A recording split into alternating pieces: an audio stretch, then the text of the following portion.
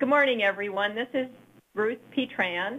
I'm Vice President of Food Safety and Public Health at Ecolab, and I'm pleased to welcome you today to our beginning of this norovirus season webinar, focusing on how to manage the risk of foodborne viruses, including norovirus. As we contemplate fall coming up, we need to keep this on our radar screen. And I'm happy to be joined today by Doug Davis from Marriott Corporation and Bryan Langellier, who will be speaking in a little bit, and I'll introduce those folks in more detail a little bit later on. But just to start off and to think about norovirus, some people think that norovirus is, quote, the perfect human pathogen, and I tend to agree for a few reasons. One, it's very contagious, and we know that it causes a significant public health burden. In fact, it's estimated to have an annual death toll around the world of about 200,000 people, with a global economic burden of $60 billion. We also know that norovirus is pretty rapidly and prolifically shed by someone who is sick. It's estimated there's about 5 billion infectious particles of norovirus in 1 gram of vomit or feces. That's a lot. And an infected person can continue to be contagious for 2 weeks or more after their symptoms go away. We also know that norovirus constantly evolves. Although there may be some limited immunity in someone who has been sick, it's likely they can be reinfected by the by the evolved strain later on. Another thing about norovirus, frankly, is that it's only moderately virulent. So although we see a significant death toll on a global basis around the world, most of those people who are infected fully recover. So this maintains this susceptible pool of people who could be infected and then reinfected. Also, norovirus spreads in a large variety of ways, directly from one person to another, also through hands, food, water, and surfaces. And all of this contribute to norovirus being this perfect pathogen. Now, we may come across norovirus. We probably all have suffered from what we might call a regular stomach virus at times. For purposes of this, we certainly want to talk about norovirus, but the reality is that it's really hard to tell if when you're sick it's norovirus or something else. The reality is you need a medical test to distinguish these, but for food handlers it's probably always better to assume that it could be norovirus and to follow proper regulatory procedures, which we'll talk about in a little bit. But the real gist of it is to not work when you're sick. So what do we know about where norovirus outbreaks occur? And these are data from CDC through 2013, but are pretty representative. And this is total norovirus cases. And we see that the majority of them, frankly, occur in long-term care facilities, so where elderly folks are housed. And this really plays into the fact of potential person-to-person transmission, as well as a relatively susceptible population. But because the total numbers of outbreaks and cases of norovirus are so high, it's estimated there's about 20 million in the U.S. each year, for example. Even these smaller percentages over here still contribute quite a bit to the burden of illness. We also have data from CDC telling us about how norovirus is transmitted in actual outbreaks. And here we see this majority of this person-to-person spread representing more than 60% of outbreaks, but that foodborne plays a role as well in about 25% of the outbreaks. And that's important to keep in mind, because that would equate to at least 5 million cases. So if we look just at these norovirus outbreaks that are linked to contaminated food, there's been a study also by CDC looking at where these are occurring, and here we're seeing the preponderance of those occurring in food service settings, in restaurants, catering, et cetera, as well as some others. But essentially where food is handled by people and being served to others is where we're seeing these outbreaks occur. We also have data telling us about what are contributing factors to total restaurant outbreaks. And these might be other agents in addition to norovirus, but they're rather telling because if we look at 3 of them, handling by an infected person, bare hand contact, and inadequate cleaning, all certainly could be linked to the transmission of norovirus. So these are ways to direct risk management efforts in order to reduce the burden of norovirus in food service or food handling kinds of settings. So with that as background, it's now time to hear from our expert panelists who live and breathe how to control norovirus on just about a daily basis. We will hear how Marriott Corporation and Compass works to reduce risk and be proactive in avoiding norovirus. Our speakers will present a little bit about their companies and then how they manage norovirus. Following this, we will have an interactive Q&A session, and I will remind you that there is a question and answer box on the side of your screen into which you can type a question for our panelists. But let's get into the meat of this. And I'd like first to introduce Doug Davis, who is Senior Director of Global Food Safety at Marriott International, and he will be followed by Bryan Langellier, who is Senior Food Safety Manager at Compass Group Quality Assurance. I'll turn this over to Doug at this point. Well, thanks a lot, Ruth, and it's really a pleasure to be with you all here today. As Ruth said, I'm Doug from Global Food Safety at Marriott, and I'm sure everybody on the phone is familiar with Marriott. We have about 19 brands in 82 countries, and those include Ritz-Carlton, JW. We have 2 cool new brands, Moxie and AC by Marriott. And soon we'll have many, many more with the acquisition of Starwood Hotels. But we're here to talk about norovirus, and to that, our history starts at about 2006, where the Tottenham Spurs soccer team was staying at a London Marriott hotel, and many of the players got sick, and it caused 10 of them to miss a key game the next day, and they were not happy at all. The defeat cost the team £10 million and a place in the Champions League for the next season. So the team accused the hotel of food poisoning and threatened a lawsuit. Regulatory came in, and fecal and food samples were taken and tested, but the illnesses were later determined not to be food-related, but person-to-person viral infection, and several of the players were tested positive for norovirus. Up until that point, we didn't really know much about norovirus, but we knew we had to get busy and find out everything about it. Public health authorities at that point were really coming in and calling the shots, and we didn't have a protocol procedures around prevention or even management of an outbreak. So we knew we had to do proactive and preventative procedures. We had to develop those, and they had to gain acceptance to get hotel operators compliant. We could not be aligned with any brand, so GFS was developed and rolled out, which is brand agnostic. It's kind of like the Nike swoosh for us. It's Global Food Safety. We began to kind of understand the negative outcomes and claims from our guests who accused us not of responding properly and adequately when we knew there was an outbreak.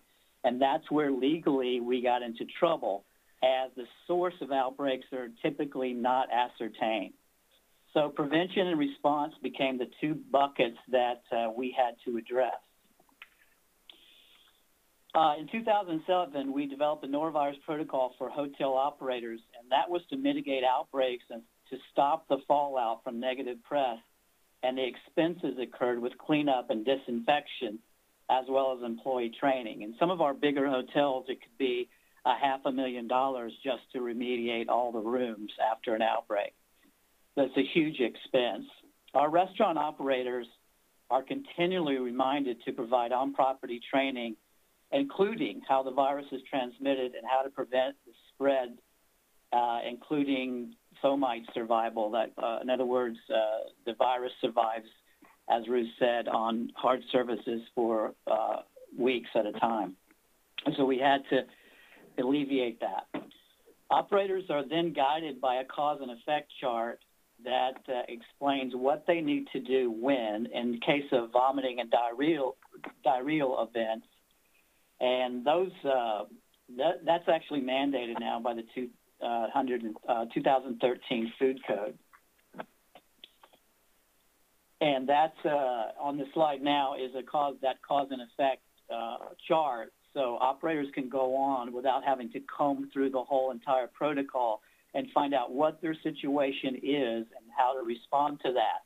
There are essentially 3 levels of the protocol, 1, 2, and 3, and the triggers for those are how many folks are ill and how many are affected. So after the awareness campaign and the initial publication of the protocol, the incidence frequency went down. Our target is to keep the percentage of norovirus outbreaks under 20% of total outbreaks. Even as our restaurant numbers and hotels are increasing, we want to keep it at around 20% if we can. So as you can tell, my life is busy with managing and trying to prevent outbreaks. In 2014, we emphasized prevention measures like frequent hand washing and paid time off for sick employees. And you can see the incidence was around 18% at that time. And if you're familiar with Chipotle's outbreak fallout, one of the first things that they did to prevent future outbreaks was to offer paid sick time. So we know that a significant amount of risk is involved with food handler contamination. So as a result, 2015 was a good year, but we anticipate this number to increase unless vigilance is practiced. And that's one of the main points I'd like to make, is that you really can't get complacent regarding norovirus. Even if it's one person that says that they're sick, if they happen to vomit anywhere in or near your food service facility, it's a huge, huge, big issue, as the viral particles are highly pervasive. So some say that norovirus outbreaks are inevitable because customers and food handlers can bring it in. Yes, that's typically what can happen. But there are action steps that can actually prevent an outbreak, even though the virus may be present. We like to have 4 pillars of prevention that are in focus for us that we know, if employed, has a significant impact on the spread of norovirus. Employees essentially have to follow guidelines. Most importantly is not working while ill, as I've outlined before. Routine disinfection in restaurants is somewhat more costly, but can mitigate outbreaks. It's important to remember that your sanitizer, your quat, even at 200 ppm, is not effective at eliminating norovirus. Only a disinfecting chemical can do that, and hopefully one that's EPA registered with the lethality for the virus. Education of all operators is also very important as to the nature of the virus and how it's transmitted and the spread. So we want to let our folks know exactly what it is, how it spreads, so they can get in front of any potential outbreaks. And finally, making sure the mandated products are accessible and those using them are versed on how to apply these products. And we also need to document their use. The next slide is essentially one of our tools that we use. We mandate that hotels and restaurants put up posters notifying employees to stay home when ill, and other tools that we use within hotels, but this is one of the main ones. And the next slide represents our food handler illness exclusion and restriction guidelines. And I'd like to point out there's a difference between excluding somebody from work and restricting somebody from work. So if you have a sore throat with fever, you'd be restricted. But any vomiting or diarrhea, certainly you need to stay away from the work area. And this law chart tells all of our employees when they can return to work, when sick employees can return to work, and if you need health authority approval. Also outlines the Big Six, which are illnesses that must be reported, as most all of you on the phone know. So at this time, I'd like to introduce Bryan Langellier from Compass Group. Bryan? Thank you, Doug. Good afternoon, everybody, or good morning, whichever the case may be. Trying to get this to advance. There we go. So I wanted to talk just firstly a little bit about Compass Group. I often say Compass Group is the largest company that nobody's ever heard of. But we are actually the leading food service management and support services company in the U.S. with $14 billion of revenue. Our global corporate offices are in London. Globally, our revenue is 7.8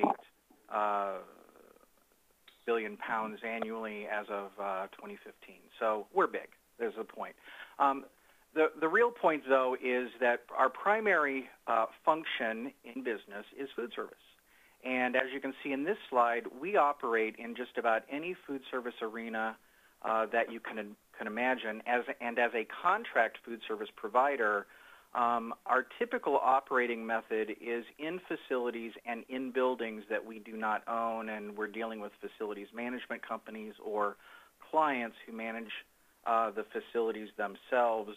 But we operate in just about any sort of an arena from business and industry, which is corporate cafeterias, education, both K-12 schools as well as higher education, healthcare, senior living facilities, sporting arenas.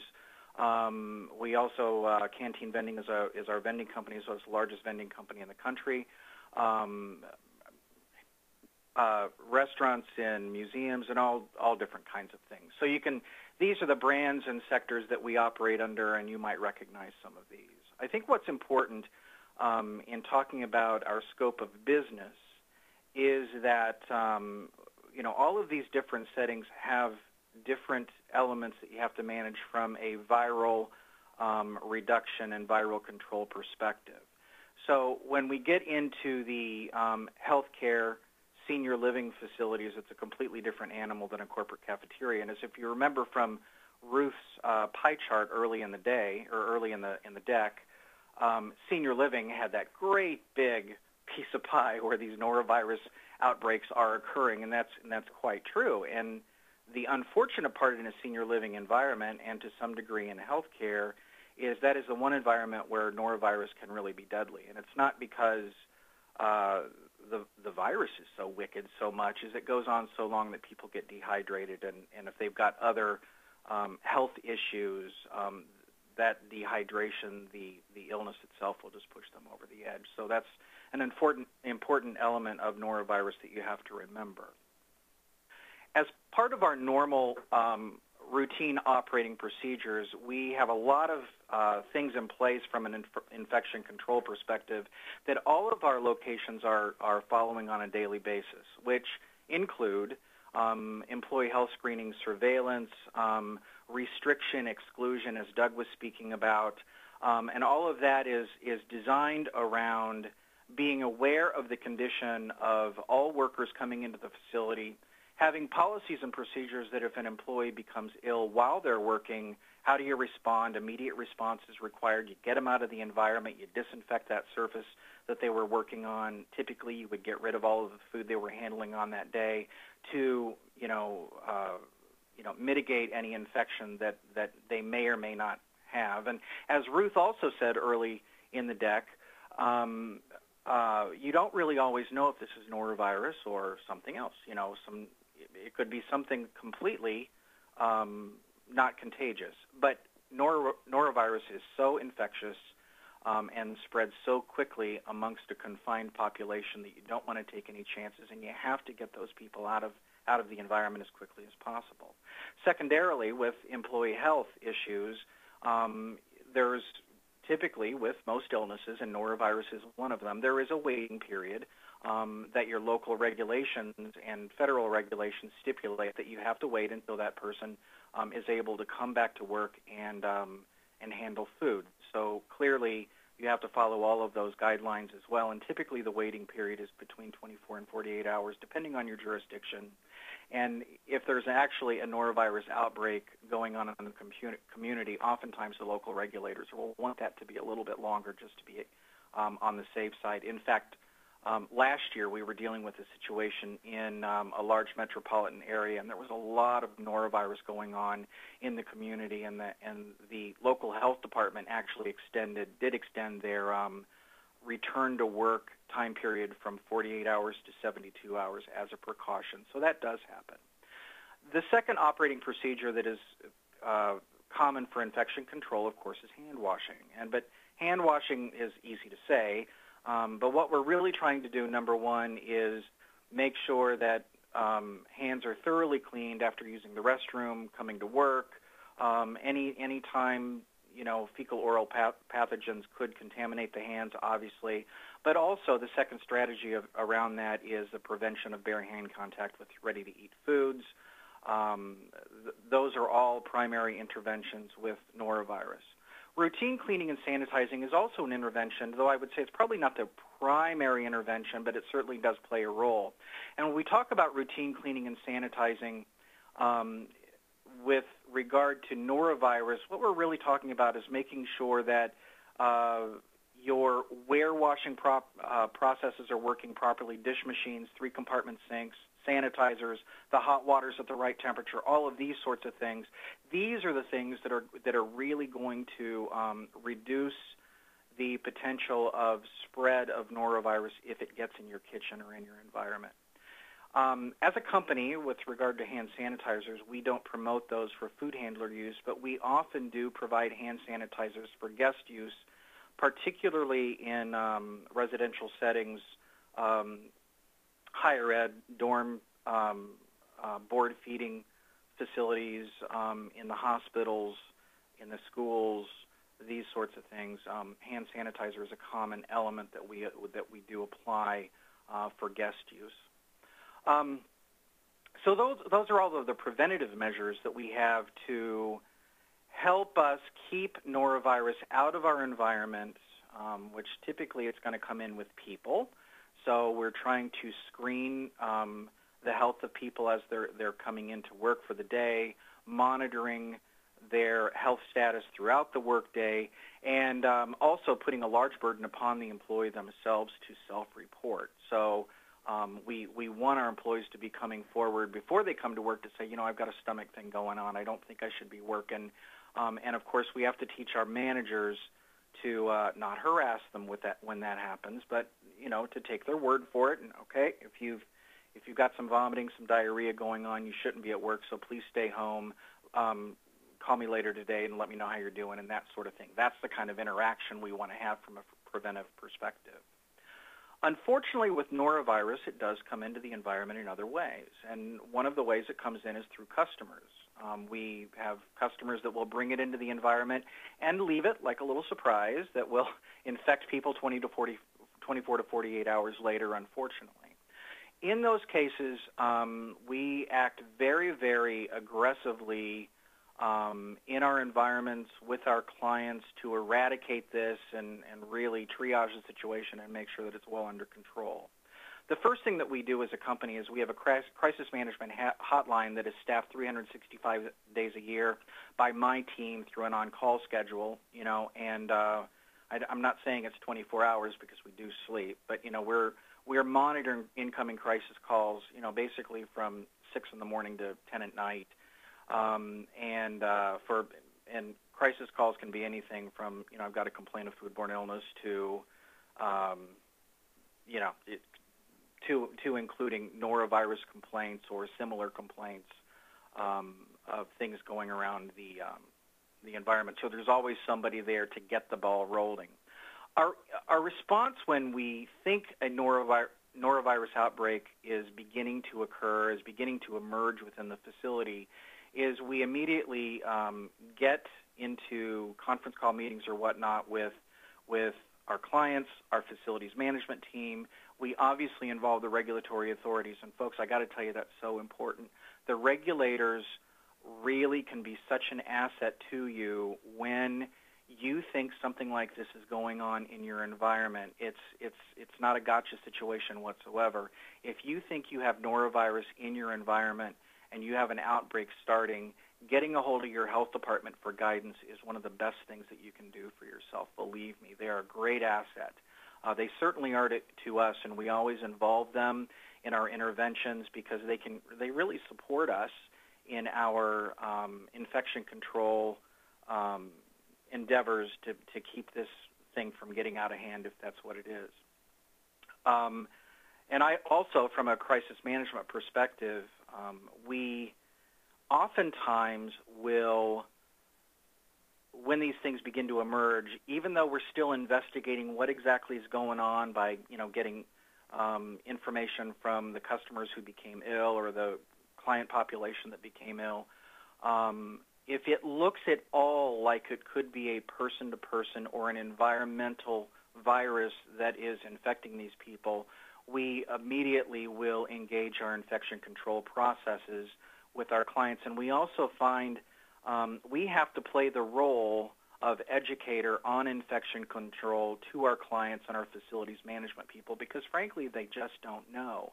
And so oftentimes what will happen is we'll get a crisis call in. I've got 8 people sick, calling and saying that they're sick. They think it's the food. We'll begin to investigate this thing, the situation, getting information, and if it looks at all like it could be viral contagion, we will immediately get our facilities people together and explain that this is not going to be isolated to the dining service.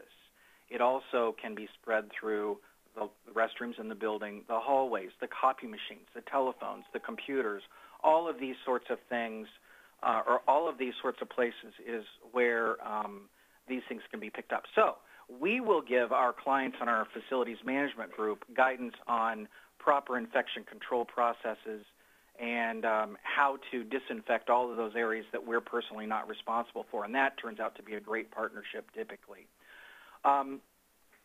During an outbreak, we also enhance our employee health and hygiene surveillance. So what does that mean?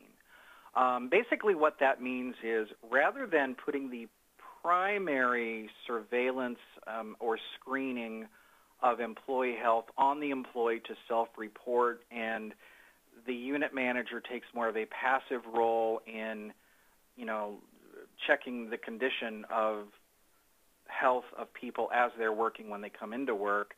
An enhanced protocol really means the manager is responsible to meet the employee at the door and say, okay, how are you doing? Is anything going on at home?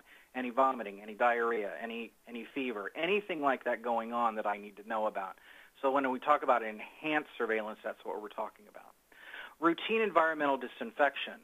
We don't disinfect as a routine in the food service arena like a hotel might as they're cleaning rooms. Routine disinfection requires specialized chemicals, as Doug said, and we put disinfection in place in the case of a suspected outbreak of norovirus or similar. And so basically, as Doug said, your typical food service sanitizer will not disinfect against viruses. You've got to use a viral disinfectant. And if you don't know what that is, I suggest that you just reach out to your chemical supplier and tell them, what do you have that's effective against norovirus or similar. And each one of these chemicals that are EPA registered will have a spec sheet that will tell you exactly what organisms they are effective against and the contact times and all of this sort of thing. So you need to get with your chemical supplier to find out what disinfection chemical is going to be best for your particular situation. And I actually recommend that you get a little bit in-house, have a couple of containers in-house at all times, just in case you need it. The next thing is, in the case of an active outbreak, we would eliminate all customer self-service because it's all of those touch points by the customers. If you have a customer who's infected, but maybe they're still coming to work for some reason, and they're going to the salad bar and they're touching all of the tongs and spoons and that sort of thing, and then the next customer comes by and is touching the same thing, it is likely that the second customer is going to get infected by the first customer. So the easy way to manage that is just eliminate the customer self-service during the outbreak period. And in severe cases, we will actually cancel upcoming events, meetings, or suggest to clients that we do that for the purposes of restricting gathering spots. And again, if people are spreading a contagion from one to another, one of the easy things to do is just socially distance them. So that's what that's all about.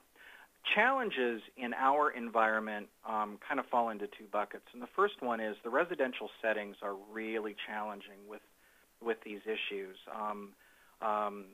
Senior living facilities where, the people are living together, higher ed dorms, these are just hot spots. If viruses like this get into these environments, they're going to move through the population just like wildfires. So they're really a challenging thing.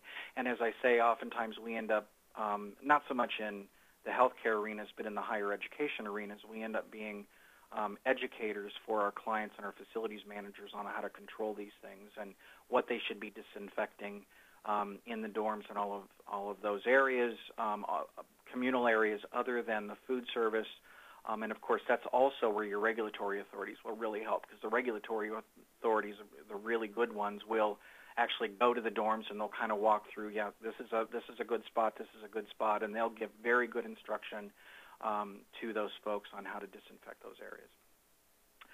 The other thing that we get stuck in the middle of quite a little bit is outbreaks after catered functions, meetings, these sorts of things. So we cater a lot of food in our environments for business meetings. We do, any number of caterings because we're basically the contracted food service provider for our clients. So if they need a catering or they're having a meeting and they want food, they come to us rather than going from the outside in most cases. What will often happen, though, is you have people coming together for this meeting.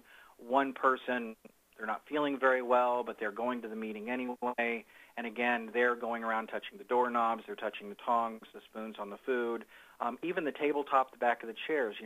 These kinds of areas these viruses can be spread through something as innocuous as that.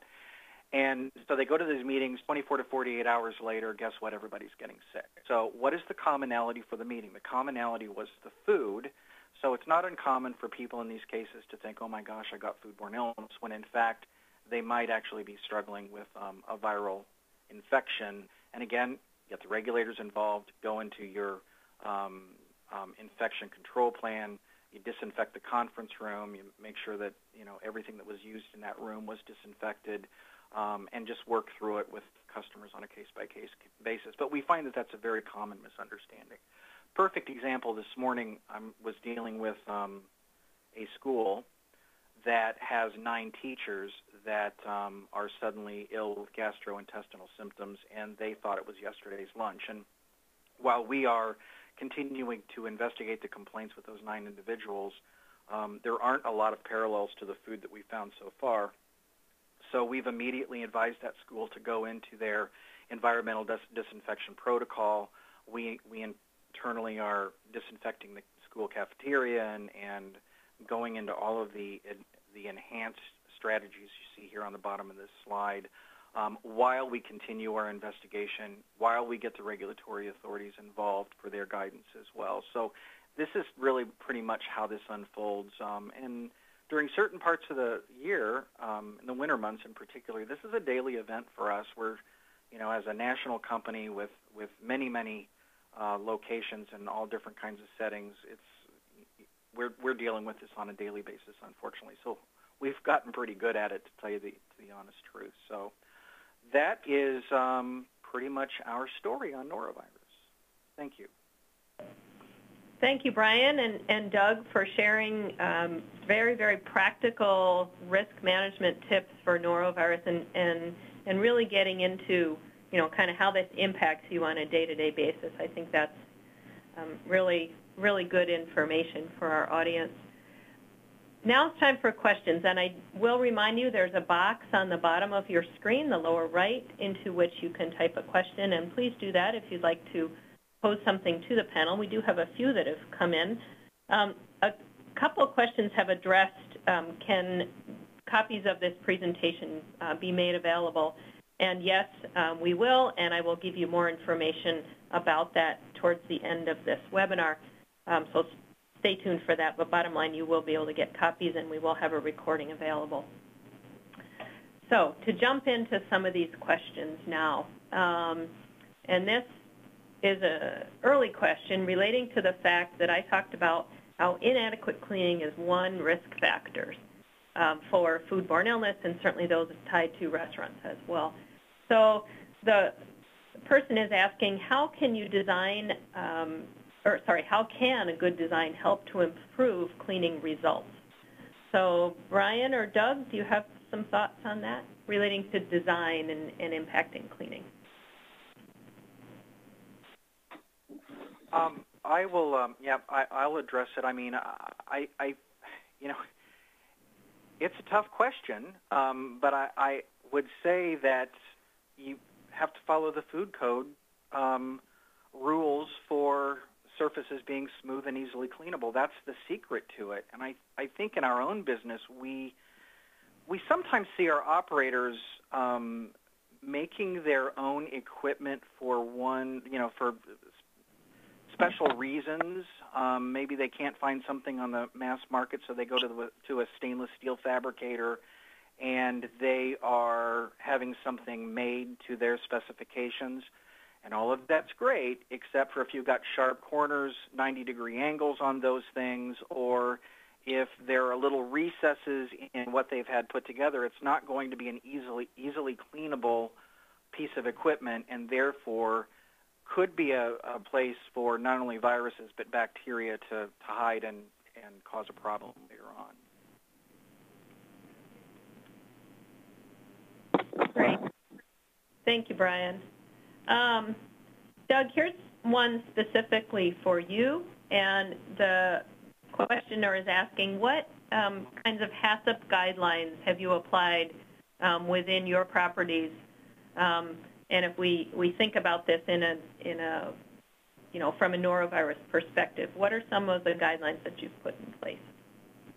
Well, our standard operating procedures, our sanitation standard operating procedures, which include, of course, proper employee hygiene and so forth, and just all those prerequisites that we require hotels to employ, and we also audit for those.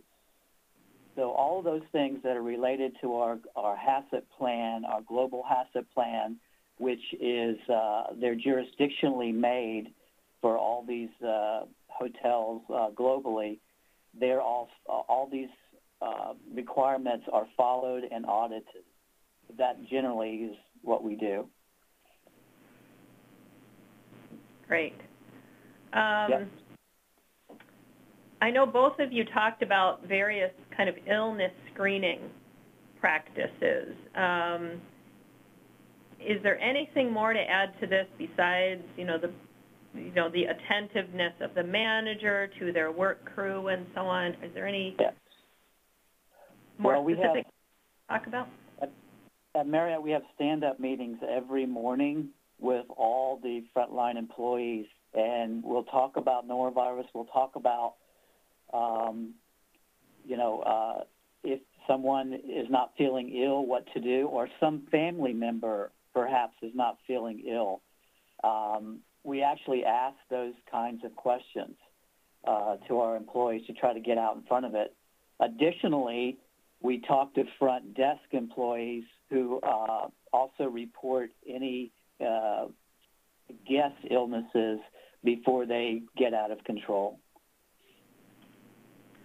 The other thing that I'll add to that discussion is we also post signage at time clocks, entrance areas that remind all of our food handling associates of the reportable illness, symptoms and conditions that they need to tell their manager about. which are absolutely prescribed in just about every food code in the country these days. So what you would need to do is check with your local jurisdiction, your local food code, to see what exactly is required to be reported. And it's a good thing to just have posted because these, it's not easy for everybody to remember. But as Doug said, it's also important not just what is the individual experiencing, but what is going on in their household. Is there anybody in the household that's got vomiting and diarrhea? Because guess what? In a couple of days, they might have it too, and you should know that because, are you going to remove them from the working environment at this time? Probably not, but, you certainly could coach them, hey, if you've got this going on in your house, you really need to be washing your hands like no tomorrow, and make sure that you're wearing gloves and these sorts of things.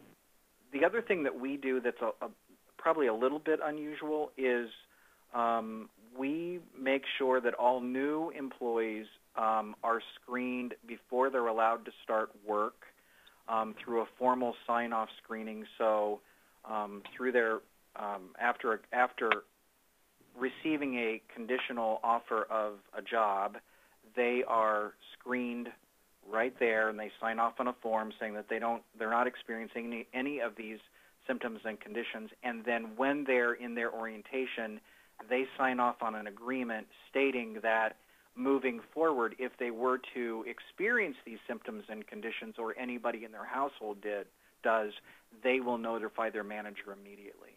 I think the last thing is, in the food service environment, we often run pretty lean, don't we, folks? And we don't have a lot of extra people hanging around, and it's not unusual for managers, especially young managers in the industry, to get kind of difficult with people when they try to call in sick. And I know things happen, and sometimes people aren't always honest, but if people are reporting vomiting and diarrhea, we've got to take that seriously, and we've just got to say, okay, stay home. If that's what's going on, stay home, because there's too much at risk to let those folks into the environment, because these viruses can be spread through food and can be spread to other employees and to our customers. Great, thank you. Yeah, the emphasis on keeping ill people away from handling food is really, really key. Switching gears a little bit related to hand hygiene, we've had a couple questions that are somewhat related. The first asking about, we emphasize hand washing a lot, and everybody's supposed to wash their hands a whole, many, many times a day and after doing certain behaviors and so on.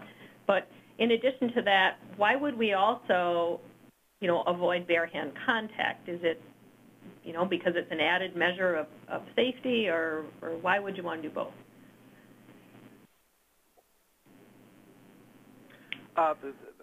Yes. The answer is yes. It's an added measure of safety. Hand washing is, well, let's just say it's not always reliable, is it? I mean, if anybody has been to a ServSafe class and done the glow germ exercise, and, you have a couple people wash their hands and you use the black light after applying the glow germ, you can really see even with their best efforts around the fingernails, between the fingers, that chemical is going to fluoresce, which means it wasn't all washed off, and it's intended to demonstrate the efficacy of the hand wash itself. It's nearly impossible to get a perfect hand wash, frankly, unless you're in a hospital setting and you're getting ready for surgery. That's about the only time it happens. But guess what? Even surgeons wear rubber gloves, don't they? So the reason why the no bare hand contact rules exist is simply as an added precaution against transmission from the food handler into the food, regardless of how good of a hand washer they may be. And I would add that most of you on this call have had norovirus at some point in your life. And as Ruth said, you can shed those viral particles even though you may be asymptomatic. So you could wash your hands in the restroom and then touch the door and be recontaminated. So once you reach the food service area, you have to wash your hands again. Right. Or it could also be on your uniform. I mean, who's to say? Aprons and whatnot.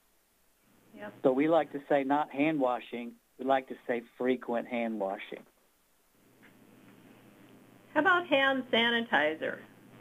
We know per research that for the most part they are really not effective against norovirus. And in the U.S. anyway, the FDA really doesn't permit any viral claims to even be put on hand sanitizer products. So how do you manage the use of hand sanitizers in your operations? Well, at Compass Group, as I said earlier, in our kitchens we don't use hand sanitizer. Number one, it's only marginally effective. The second reason is that when we've tested hand sanitizers, and this goes back years and years and years, we found that the presence of the hand sanitizer actually detracted from hand washing frequency because people can get a little bit lazy, it's faster, et cetera, et cetera, et cetera. But the last thing is overuse of hand sanitizers can actually cause a problem with the skin. And if you overuse a hand sanitizer, pretty much hand sanitizers are killing bacteria, not viruses. But it's not a discriminatory thing. It kills all the bacteria, the good and the bad. And the good bacteria on your hands is what keeps your skin healthy. So if you're removing that, eventually you're going to have skin problems. Yeah, the same for Marriott. We don't require it as well. However, we have it all through our hotels, even during norovirus outbreaks, as a guest perception kind of thing, although it's not effective against the virus. Same thing, the cruise ships do the same thing. It's just because the general public doesn't know the difference. I think it's important, and I was going to add that hand sanitizers do work against some illness agents, like influenza, yes, for example. Exactly, and Ruth, that's exactly what I was going to say. It's not like they don't do anything. I mean, gosh, they are effective against some things. This just is not one of them. Right.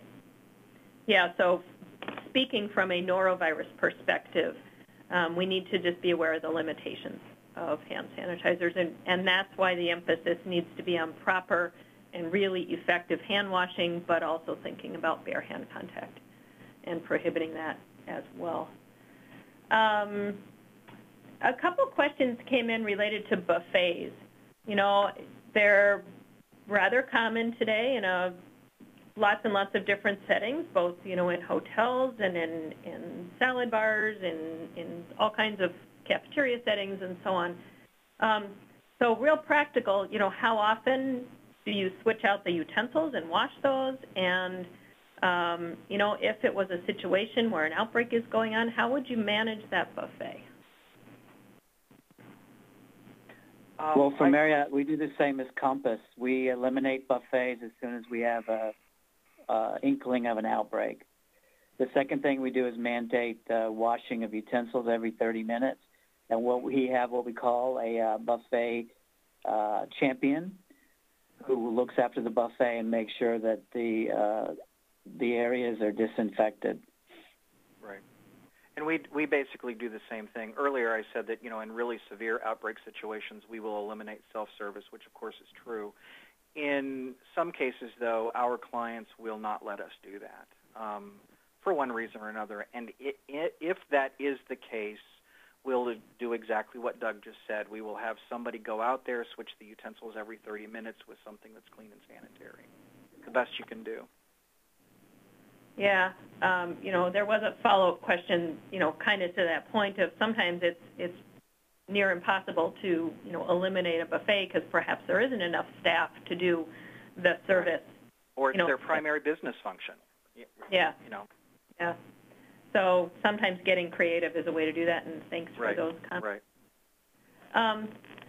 There are several questions related to products, disinfectants and so on that would be effective against norovirus. And both of you talked about how these sorts of products need to be registered with EPA and that information would appear on the product label. or with the data sheets that come with it. It's required by law that that be on there. But I guess from a practical standpoint, sort of business as usual, I think I heard you both say, but correct me if I'm wrong, that you would have these disinfectants in reserve but wouldn't be using them routinely, or are there places you might consider using them? For Marriott, we routinely use them on common touch points throughout the hotels, but not typically in food preparation areas as they need to be washed off. Right. Same with Compass Group. We do not routinely use them for exactly that reason. And also, these are very, very harsh chemicals, and misuse can lead to injury. So they require a lot of training if you're going to use them on a routine basis. But if you're going to use a disinfecting chemical, you've got to clean and sanitize the surface afterwards as well. So it's just an added step. But typically, you don't have to disinfect in a food service area unless you fear that you have a virus in the environment. That's the only time you really need to do it. Now, of course, the hotel industry would be different because you've got a lot of, like cruise ships, you've got a lot of people coming in and out, and you don't know what they're carrying. Right. Yeah, I think key through both of those responses is just following the product label. Right. Right. Again, EPA requires that these products be labeled very specifically with how to use them, and that needs to be followed. Ruth, there's a question here about bleach. Do we want to address that? Yeah, we can, sure.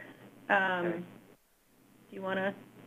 Yeah. So the question is, I think this person's health department says to use bleach, and a bleach solution will kill noroviruses, and other viruses, but you have to really follow your health department's guidelines. In fact, the CDC website has information on using bleach to disinfect in cases of viral outbreaks. That's good guidance to follow. Again, bleach is a very, very dangerous chemical to have in a food service environment.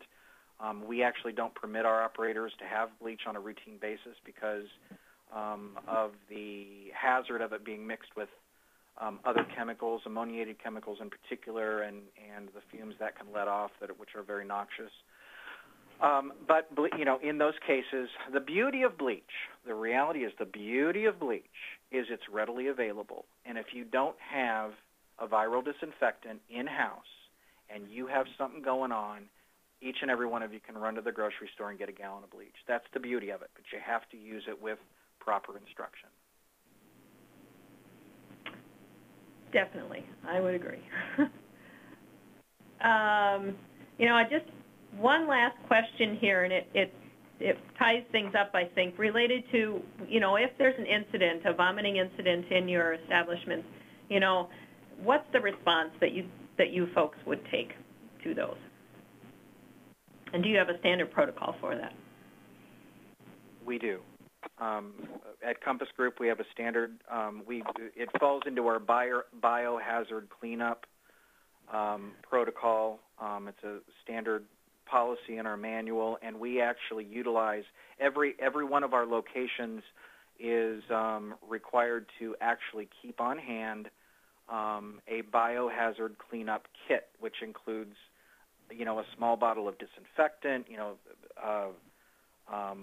plastic to cover the, area to be cleaned up, as well as very specific instruction on how to use all the components of the kit.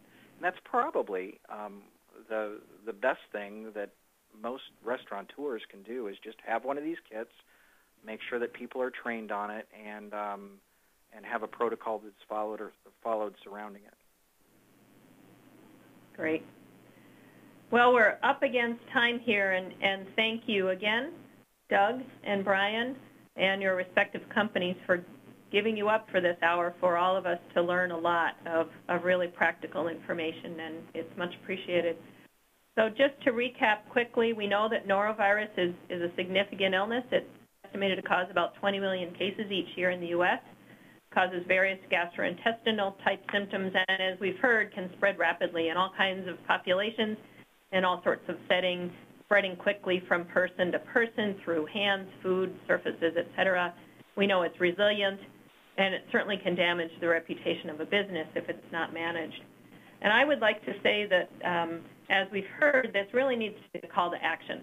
And we need to think about how norovirus is transmitted, how to prevent and control these.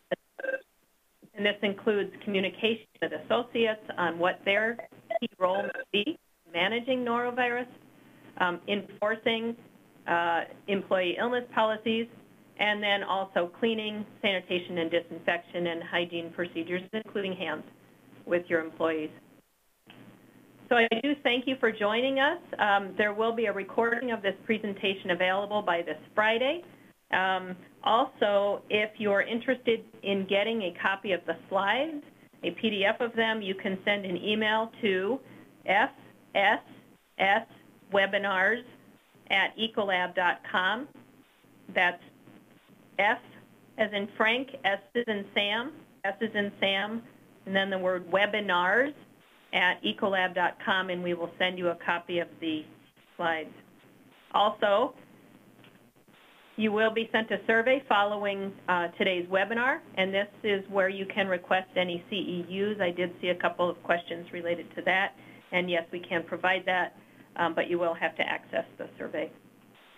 And finally, a couple things for you to be aware of. We will have another Food Safety Matters webinar coming up in a few months in November.